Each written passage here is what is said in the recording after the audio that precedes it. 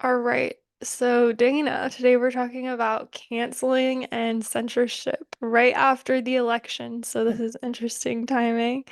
Today we're going to explore the idea of how being canceled or potentially being canceled, along with this whole idea, how it feels in the nervous system and how we experience this somatically, even this idea of pre-canceling ourselves so that we don't get canceled by other people. So, even as I say that, what comes up for you? I think definitely censorship and self-censorship is kind of the first thing that really stands out to me because this is something I've definitely both consciously and unconsciously engaged in. And over the last couple of years, both of us being very public on social media, I think that that's where a lot of this quote unquote risk of being canceled can really lay. And this has been an interesting thing for me to experience of the experience of being watched and not just followed, but watched and assessed and analyzed and having people, comment things or DM things almost with this energy of like, huh, gotcha. And it can create, and for me, for a long time, I realized that it had created this unconscious nervous system level experience of always kind of waiting for the other shoe to drop, which really, really pushes our nervous system into that state of hypervigilance and then self-censorship as a way of sourcing safety. So this is where, it's kind of interesting because even speaking about this for a moment from like an entrepreneurial or business perspective, if you speak to everybody, you're not ever speaking to one person, and good businesses need to know who they're serving. And so for me, that was a big learning experience, was realizing that, when you talk about the nervous system, you could talk to every single human on the planet because we all have a nervous system. We all have some level of dysregulation, but that was really safe. It was like, oh, I can talk about general shame and I'll get people from over here, people from over here. I'll get this person, I'll get this person. And then I had people that were reaching out that were like living in war zones to people that were the CFO of, like a tech company that both had internalized shame coming into my programs. And it was like, wow, on one hand, that's super cool. But on the other hand, that's actually not good business. Like I'm not able to create something that can actually serve both of those people adequately or in the way that I wanted to when they're both present in the same room. But it felt a lot safer to not make any change, to not get more specific, to not actually stand behind things that I believed or even be visible learning, which I think is a big thing, Mm. and to just stay speaking in a way that was very general and almost like no matter how you looked at it, I was being politically correct, I was being appropriate, and there was nobody that could potentially be harmed by what I was saying.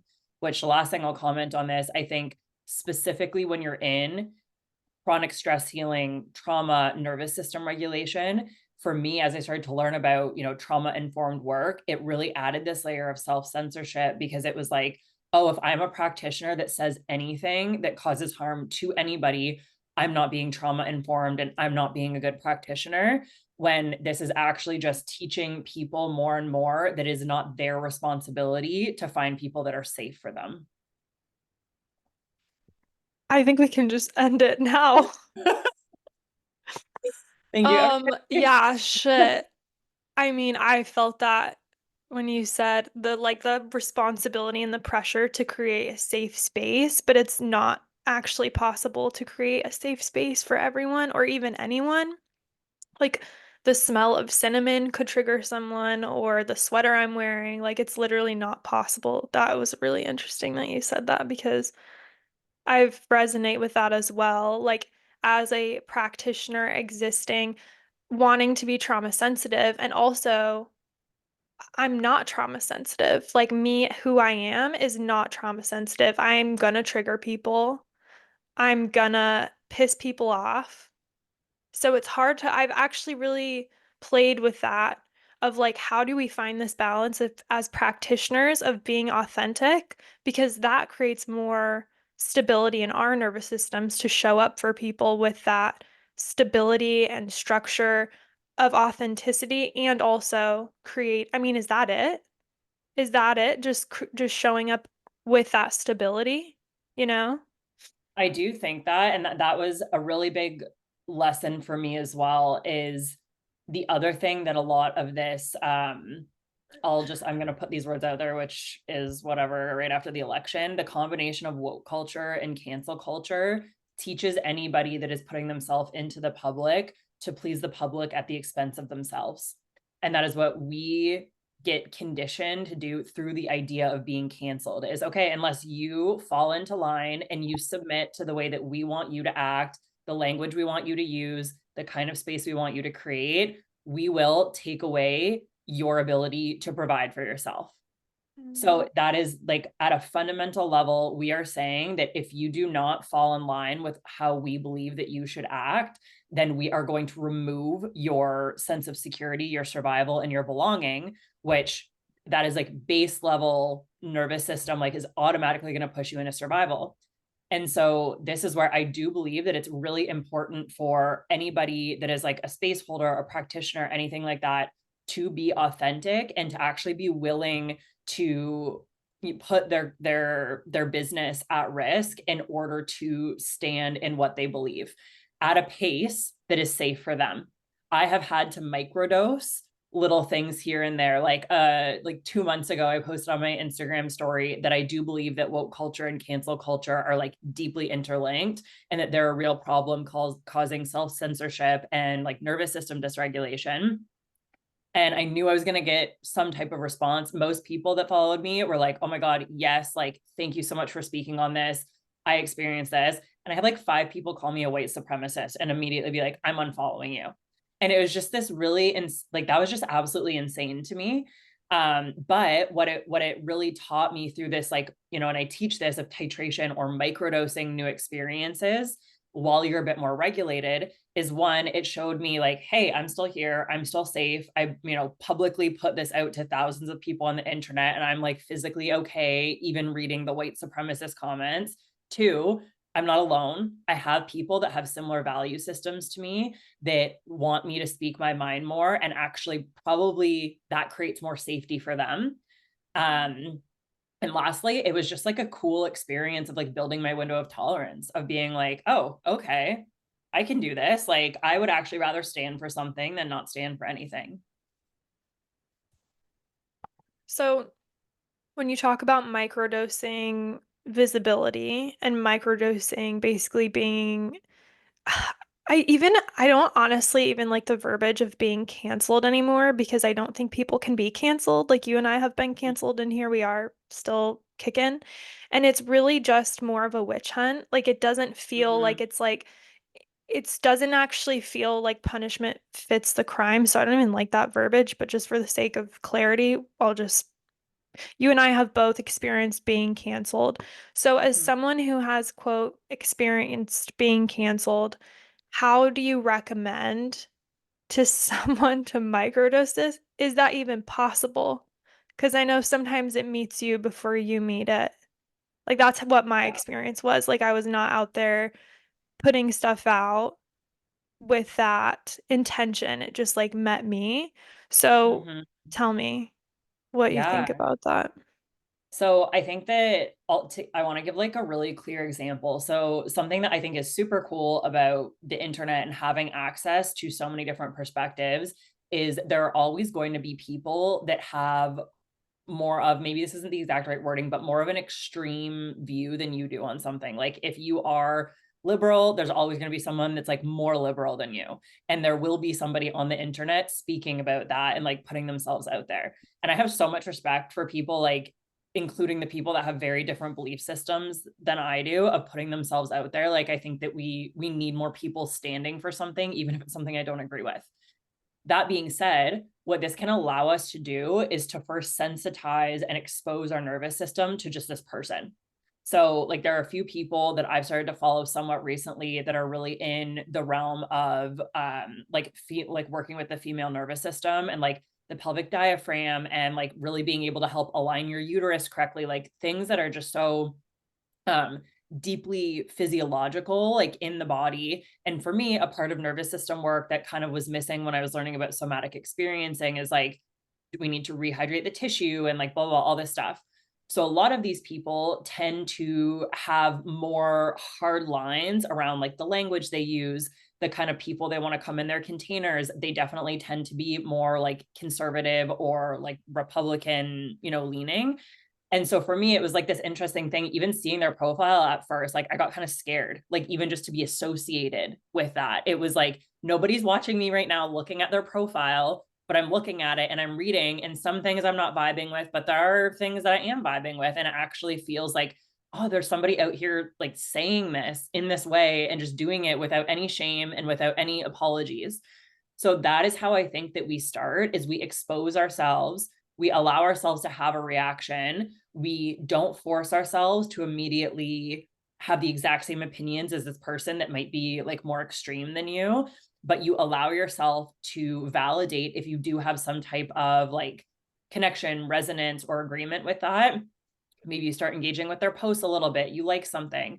And the reason that I'm bringing this up is because this is something that I've been doing kind of on, like both sides of the political spectrum, so to speak, for like the last few months, to really be like, okay, like where do I land? What do I believe? Like, I'm not going to just let myself get pulled in one direction or the next.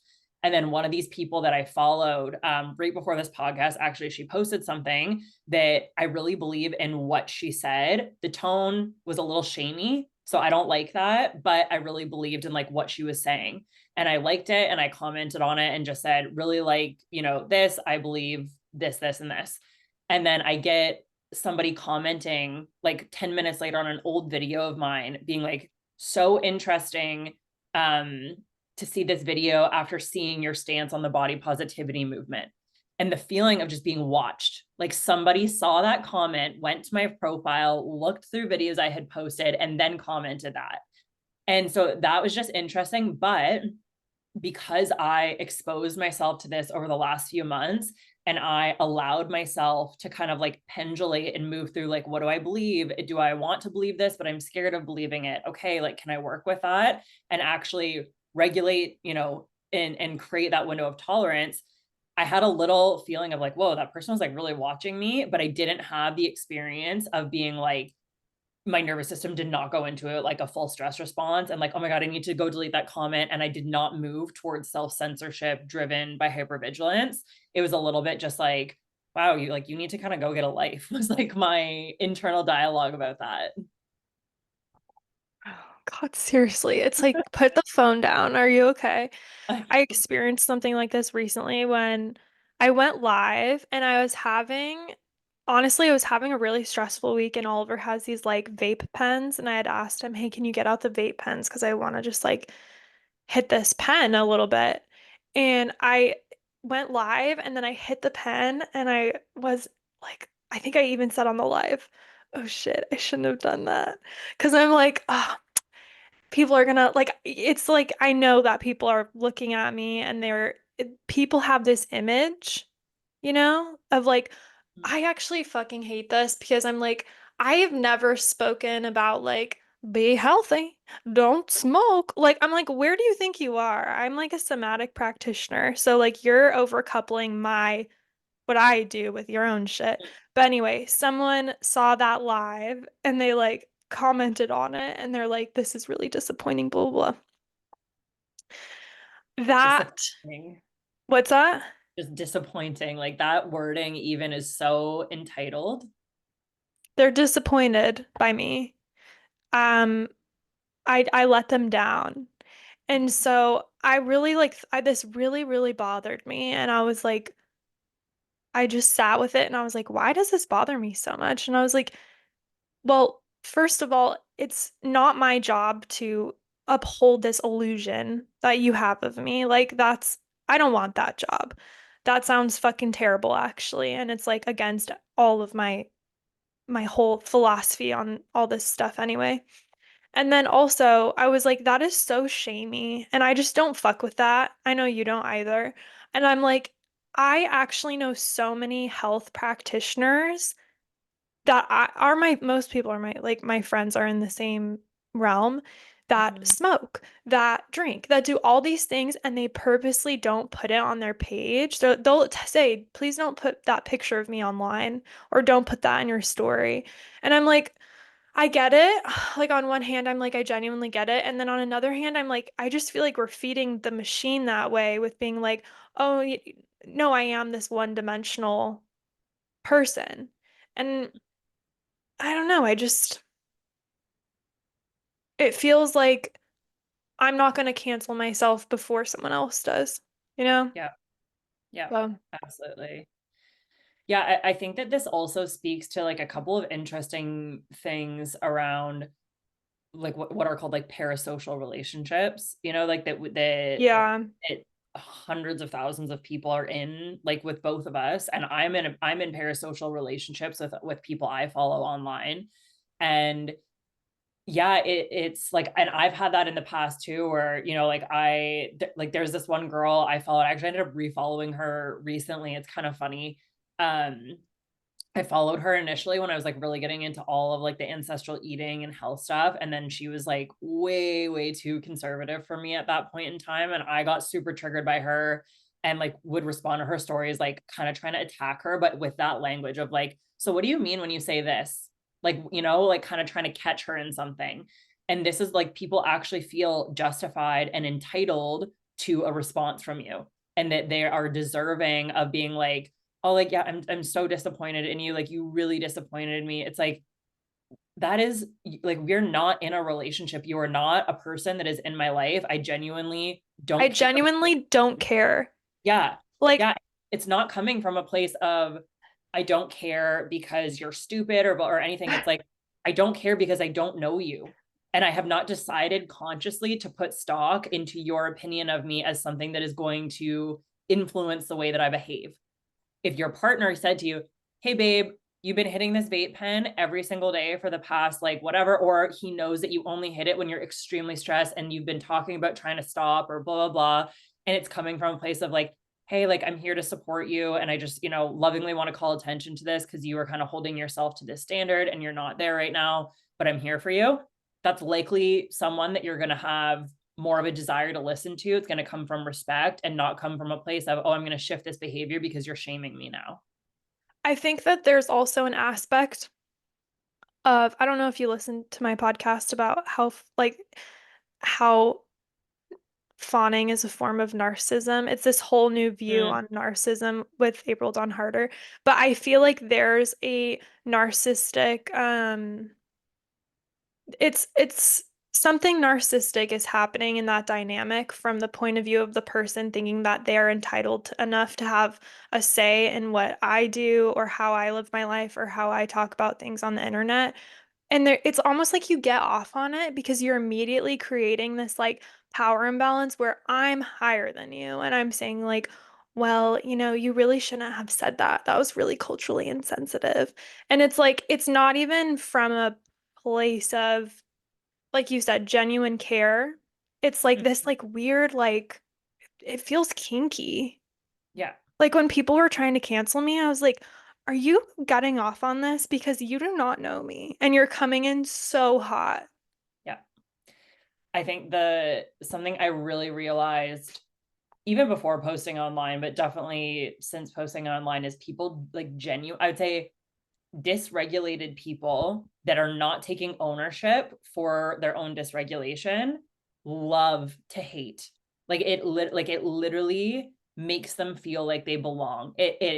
And this is, I'll give you kind of my like breakdown on all of this stuff of, so many people have internalized chronic shame, a lack of identity, no sense of self. They're chronically online. And then they find moments like this where they finally feel like they belong because they now have an identity and they have a purpose, which is to make you feel bad so that they can feel good. And it feels like power and belonging to them, which is literally like an addiction. And I mean, their physiology is pushing them towards it. Like all of our physiology is pushing us towards belonging, but they are not taking responsibility that the way that they are doing it is completely driven by nastiness. It is that like vindication feeling. Like, I've felt so weird and bad my whole life, and now I can make someone else feel like this. It's like bullying. And that is like narcissism, essentially, like you're talking about. It's bullying. And it's really interesting because it's like, it's weaponized morality, Mm, usually, where they're Mhm. weaponizing, like, well, you shouldn't do this because this is hurtful or blah, blah, blah. But it's like, if you want to use morality, like, you're being mean right now. You're the one that's causing harm by, messaging me this thing or trying to bully me or coerce me or whatever it is, get me to change my behavior that you think is wrong. Like, who are you? Yeah. I It's end so up getting weird. something I've been experiencing lately, and like it's so funny because I've had this my whole life. Um, like I've always struggled with authority. I've literally like poured a beer on a police officer before when I was like 14 years old because he was trying to tell me what to do. And it's like I just black out Slay. rage and just like I'm like, you can't fucking tell me what to do. Like my life, my meanwhile, I'm like illegally drinking. But anyway, I get the same feeling. Like and I don't know if like this is like something in me, but when people literally try to do that to me, I just push back harder the other way. And I'm just like, oh, you want me to not talk about woke culture and cancel culture? I'm going to go on a podcast and talk about it. Fuck you. Like, Did I'm going to just do it. people comment on that post saying they didn't want you to talk about it? Oh yeah, like the people that were calling me like a white supremacist and stuff, like they were just like, this is language used by white supremacists, and if this is like, how you're gonna talk, I'm gonna be like unfollowing you, and like all this kind of thing, like genuinely just did not want me to ever talk about it. And one thing I also want to kind of just like clarify here is when I talk about like woke culture, I'm talking about the like extreme side of it. Like I'm not talking about people that are just like, hey, we should listen, we should like make room for people who have different like lived experiences. That I 100% believe in. It's like the very extreme view of that. Mm-hmm. One thing I have in my notes here too is how we censor ourselves before we've been canceled in our daily lives. Like, I see this a lot in my work because people come to me wanting to be seen more and wanting to basically my whole thing, is like, are you okay with being seen as the villain? So it's like this is very present and like I already censor myself in all these ways, but I think with the woke slash cancel culture, I don't see a huge distinction between the two, if I'm being honest. So I kind of think of them as the same.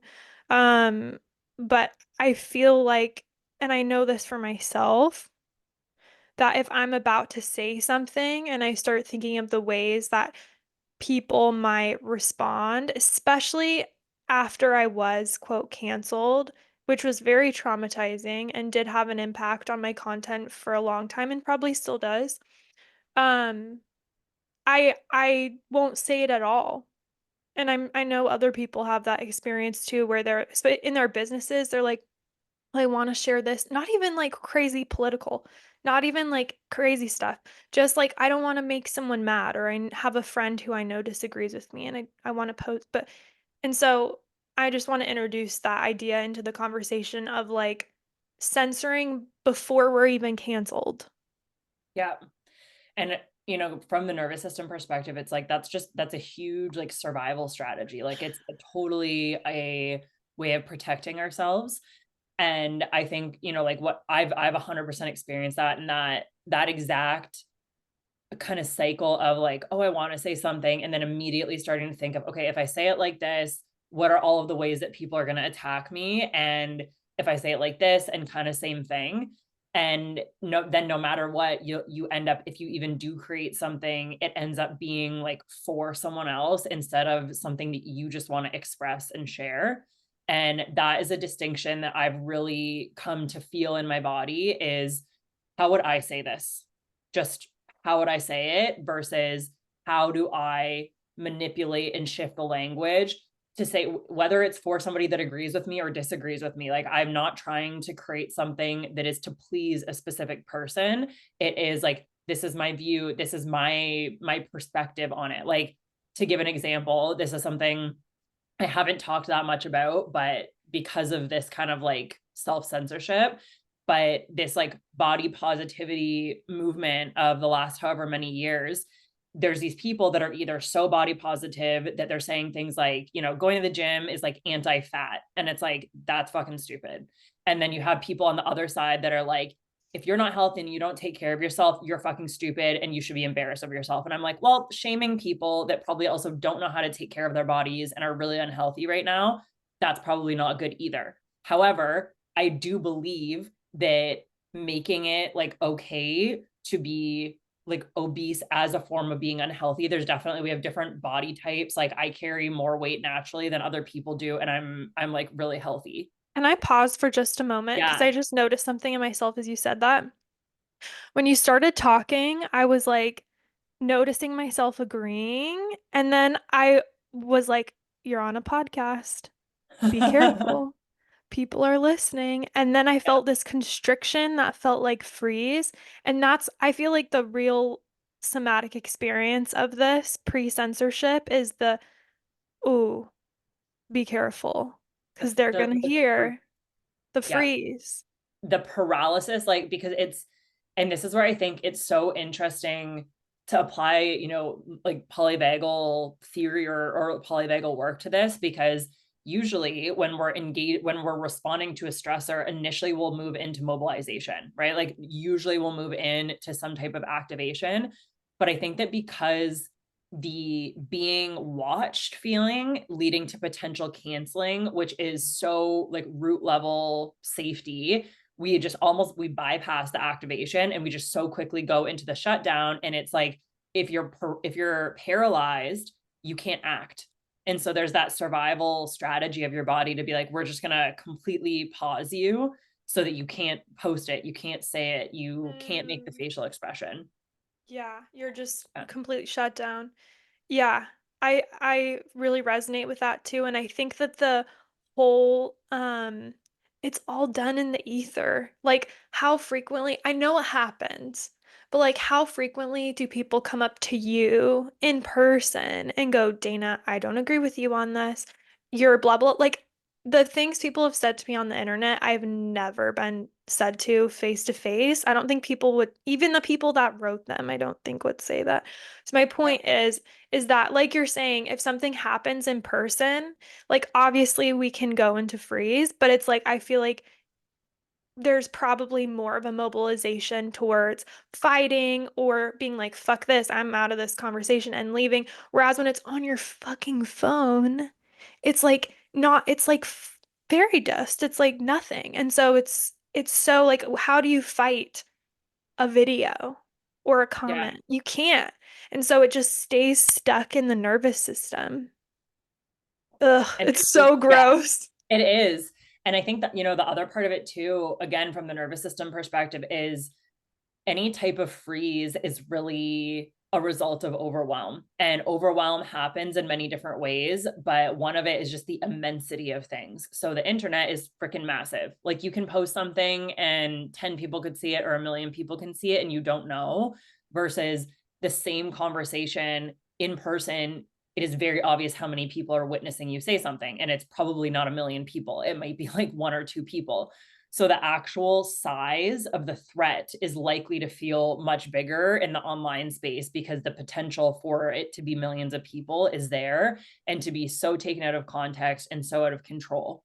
So it really, to me, it makes so much sense that we feel probably a lot more of that freeze related to the online space versus in person. You still might feel it, but I've had that experience even recently where I've had a bit of freeze, but there's been some like, I want to fucking stand up for myself. Like, no. Oh no. Oops, Too it bad. cut out. Can you Okay. say that last bit again? Um, when did I cut off? I don't remember. I should have grabbed the That's last okay. words you said, but you were on a roll. I know. Pretty much just saying that in, you know, in the online space, it has the potential to be so many people that would disagree with us that it makes a lot of sense that the threat seems so big and we'd go into more shutdown or freeze, versus in person. We will have a visible, it'll be super visible how many people are observing us, and likely it's not going to be millions. It'll be like one or two or maybe a couple of people. So I think that also it makes more sense that in that in-person realm, you'll have likely more activation, or you'll have access to more activation, because the threat seems more like something you could fight or run away from, versus Mhm. online, you can't. So, and I've had that experience like recently where I've been around people where like I really disagree with what they're saying, and they know that I have a different belief system than them, and they'll, push a little bit, and I'll have a little bit of freeze, but I have a whole lot more like, nope, I'm going to stand up for myself, and I'm so done feeling scared of like having different beliefs than you. And I'm not one to like shame people or to attack or anything. Like I really pride myself on being able to be um respectful when talking, but that respect and my language and the way I show up is definitely driven by like a I'm standing in this, and like if I need to raise my voice or you're treating me disrespectfully, I'm not going to just fawn in front of you. Mhm. Yeah. Yeah. I really liked when you said, I'm so sick of, what was it? You said, I'm so sick of whatever, being scared of having my beliefs around you. Like, I'm gonna Yeah. just have that. That felt really good just to hear.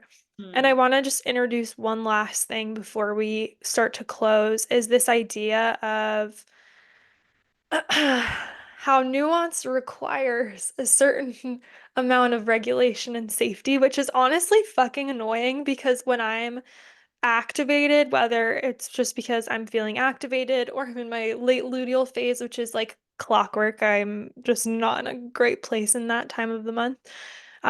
It's fucking annoying because it's like you are like, no, no, no, it's them. It's them that's making me feel unsafe. And it's like we start to um disown our own ability to create safety within ourselves. And so nuance requires a certain level of safety, or else, like, that this is literally just nervous system science. If you're feeling activated, your body has to see the world in black or white so that it can quickly discern what is safe and what is not to make a decision. But like you said, if we're in that low level dysregulation, TM, soon Yeah. enough, that's not even available to us. So, what do you think about just this idea of nuance and black and white thinking and how it connects to the nervous system? Yeah, I think that everything we've been talking about is essentially a reflection of that. It's like either you're with me or against me. And there's no, and that's how we end up perceiving the world. And especially like in the online space and the election, like you see it so much of like, okay, if you're not voting for the same person as me, that 100% means that you stand against every single thing that I believe in, and you do it in a way that is like violent towards me. And there's this deep over personalization, and that's really that like where shame really comes into play, is it over personalizes everything. So I can post something on my story of, I believe that, like the body positivity image movement has gone too far, and there's this one person that reads it, and the way their nervous system interprets it is, she said this specifically to make me feel bad about myself and attack me. And then their response then is, okay, she must be against me and want to harm me and is a threat to me. So let me lash out. Let me try and bring her down. When I'm literally, I don't even know that this person is having that reaction, and I don't even know them. I'm not speaking to them. I'm just sharing something that comes from my lived experience of having been in the body positivity movement and being really unhealthy because I was not able to care for myself. I didn't know how to take care of my body. Nobody around me was trying to help me. They were just telling me like, it's okay to just eat this or do that or whatever it was, and that was actually making me sick. And that's where my share is coming from, is I think that's too far. And so this is where it's your responsibility to be an adult that can handle nuance. That just because you are dysregulated does not mean that it is everyone else's responsibility to like hold your feelings for you. You still have to take responsibility to be like, okay, why is it that I literally can't handle recognizing that I can follow somebody that has different beliefs than me, yet still has some of the same beliefs as me? Because That's that's, really not PC, Dana, to say that you're an adult and you well, have that's to manage your reality. own feelings. How dare you? Don't That's come in my programs crazy. if you disagree with that, because you'll be triggered as fuck. I think that's actually crazy that that's not PC. Because when you said that, I was like, oh, Hmm. but it's like shit. There's Yeah. this, I mean, I'm sure you know Luis Mujica. I just listened No. Holistic Life Navigation Ah, on yeah, yeah, yeah. Instagram. Yeah. I just listened to one of his podcasts and him and his assistant who's a diversity, equity, inclusion person. I don't know what the title Yeah. is for that, but she that's what she works in. They were both saying, we actually used to avoid triggers like landmines. We're like, oh, don't go there. Oh, that triggers you. Oh, okay. No, we won't. We don't need to. And they're like, now we go towards them because that's where you fucking learn. So I Yeah. think it's interesting what you're saying, this idea of like, you're an adult. You get to manage your own feelings and you get to see, oh, I don't really agree with Dana's post or whatever it is with your post. Okay, great. Well, what does that tell me about myself? Can I get curious about it? Can I allow her to have her opinion and have mine as well? Yeah. It's like that's an opportunity for so much curiosity and information. And with the triggers, with not wanting to trigger people, it's like I do think, and this is something I'm working on too, because I'm like, I'm still creating capacity for space for my authenticity on the internet as well. But it's like, can we let people get triggered in our comment section and just let them have that experience? And I think there's two ways that I also look at this is like, if you get triggered by someone, absolutely, like, look into yourself, like, what is this telling me about myself? And then on the other side of it too, is like something I've really had to realize is like not everything needs to be a learning experience. Like I can also just disagree with someone and I don't need to like do a deep dive into my nervous system about it. And because I feel like we've just been, speaking very openly on this podcast, there's this woman, bless you. Thank you.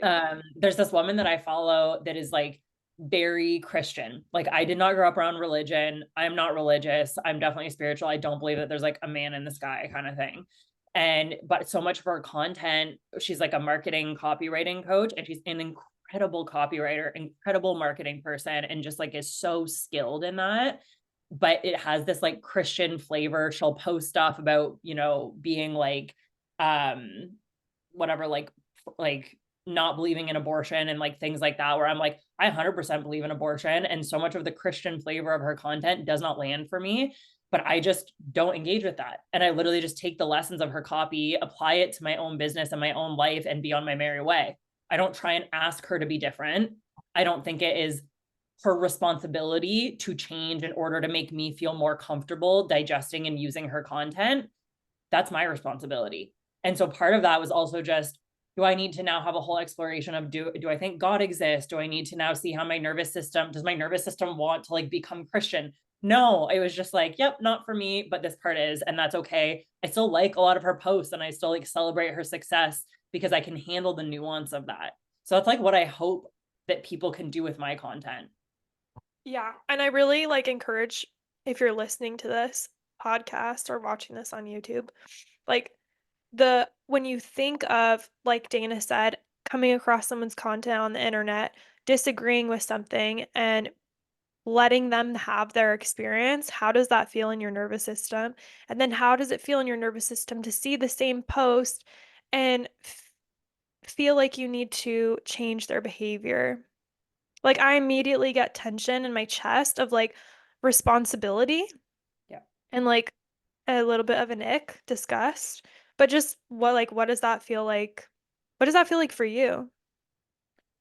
Yeah, I exactly as you said that. Like I've had that feeling of um a hot rush in my body when I feel like I want somebody to be different versus and I feel a mobilization like towards them, almost that feeling of like I want to like push them down, and it's like that's really ugly. Like I and absolutely, like there will be people that bring that out of you, and I think that's very normal, like in the Mm, human experience. There will be people that feel like they're against you, and that's an important reaction. But then on the other hand, the feeling of like being able to let people have their experience, it's safety, it's relief, it like brings a smile to my face, it feels light, and it also expands my perception and experience of reality because when I over focus and I'm in that I need to change our behavior, going back to the nervous system, our whole reality starts to narrow to this one person and their behavior as a personalized threat towards us,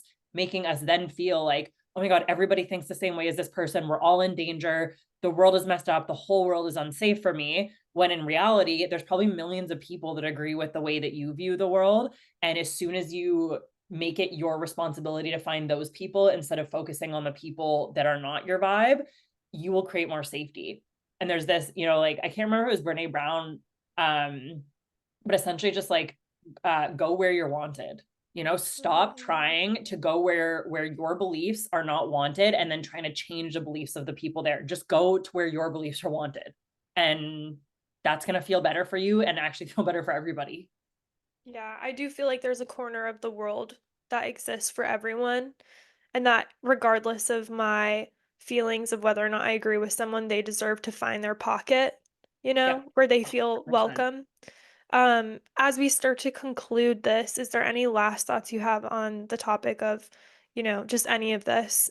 Censorship, canceling, woke culture, cancel culture.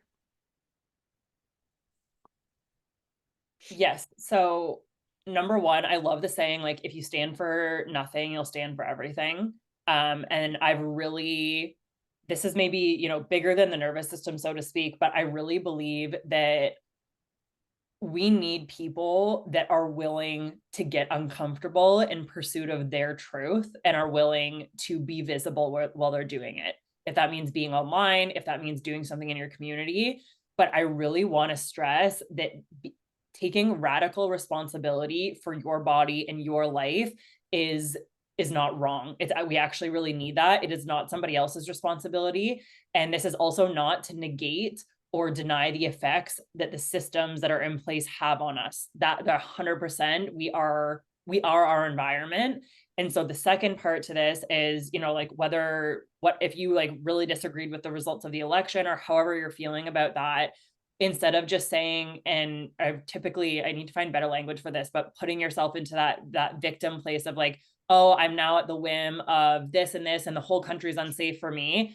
Okay, what are you doing to create new systems that are safe for the people that hold the same values as you? What are you doing in your day-to-day life with the people that you interact with that is not just complaining and trying to put it on other people, but is actually taking responsibility to gain access to more safety, whatever your version of that is? And the example that I want to give is, for me, even with like my health, like I have had so many health issues my entire life that was like really debilitating, really painful, like deeply emotionally painful. And it would be so easy to be like, yes, the whole world is sick and we have chemicals in the food and blah, blah, blah. And it's like, yes, that's true. And I get upset about that. And then I go and do something about it. I find farmers that use like regenerative agriculture. I move to a place where I'm 30 minutes away and I can go get fresh spring water. I have literally changed my entire lifestyle in order to take responsibility for having the kind of body that I want to have in terms of how it feels and the level of health that I have access to. And that was a lot of hard work, and it's hard work every single day. So you can choose this hard of, it's hard because everything is against me, or it's hard because I'm doing something about it. And that means being responsible for the environments you put yourself in. And you need to put yourself in environments that are safe for you. And that's going to be different than what's safe for me. And that's what I want to kind of end on. Yeah, and just one thing I'll add to that too is like, especially with everything happening right now, is like, it makes me really sad to see people exporting their sense of safety. Like, yes, whatever it is that you believe about the structural change, oftentimes the actual place that you're in, you can orient towards safety. And I just feel like you're reclaiming your power to orient towards the safety in and around you. And I think that's something that is missing when we talk about like the canceling. If you have that piece, you're not online canceling people. Yeah. You're just not. I And so, never leave bad comments on anything. If I disagree with something, I just keep scrolling. And it's so weird to me that people don't do that. yeah, I know it's so weird that, yeah. But yeah, so That's my bit. And Well, thanks for joining. Always a thank pleasure. you for Always this. a good This one was conversation. spicy. Always spicy. Where can people find you? TikTok, Instagram. I'd say, I mean, you can definitely find me on both. Instagram, I post a lot more on my stories. Maybe some of the stuff we're talking about, you'll see more on Instagram probably in my stories. So if this vibes with you, then come hang out there and come be in a parasocial relationship with me. Exactly. Um, any current offerings that you're promoting right now? Literally nothing. I am actually at the end of next week. I am going to Guatemala. I turned 30 this year. I'm having like a destination birthday party and spending kind of the last little bit of this year enjoying like the fruits of my labor of working a lot this year and Yeah, recovering from like mold exposure. But 2025, I will be running a lot of really cool stuff. I'm going to be running Unshackled again, which is my signature de-shaming program. And I will also be starting to offer my first programs for nervous system regulation for women. So, like, really getting awesome. into female physiology, the cyclical nature of our nervous system, and how to kind of support ourselves through that. So, watch out for that. And I'll just be posting good nervous system stuff for the rest of the year. Awesome. Well, thank you so much.